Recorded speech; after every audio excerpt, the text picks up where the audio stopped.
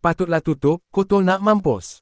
Itulah video kedai ayam GEP UK milik PEMPENGARUH. Didakwa menjijikkan. Sebelum kita melangkah jauh, yang belum lagi subscriber, apa kata anda subscriber dan tekan butang loceng untuk notifikasi video selanjutnya? Sebuah pendedahan tular di media sosial mengaitkan sebuah premis. Ayam gepuk yang sedang hangat diperkatakan di sekitar Kuala Lumpur dengan beberapa dakwaan isu operasi dalaman, termasuk kenaikan sewa dan masalah kemudahan asas. Menerusi satu hantaran, individu terbabit mendakwa premis tersebut kini telah ditutup selepas berlaku kenaikan kadar sewa secara mendadak. Aku nak spill 31 ayam gepuk area kill yang famous sekarang ni. Dan dong cerita dai dia ditutup.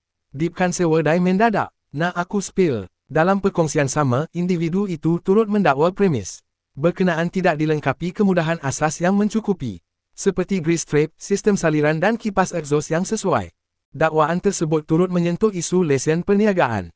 Apabila individu berkenaan mendakwa premis itu tidak mempunyai lesen yang sesuai untuk operasi makanan, sebaliknya hanya lesen bagi jualan pakaian. Pemilik kedai berkenaan itu walau bagaimanapun setakat ini belum mengeluarkan sebarang kenyataan rasmi berhubung dakwaan yang tular.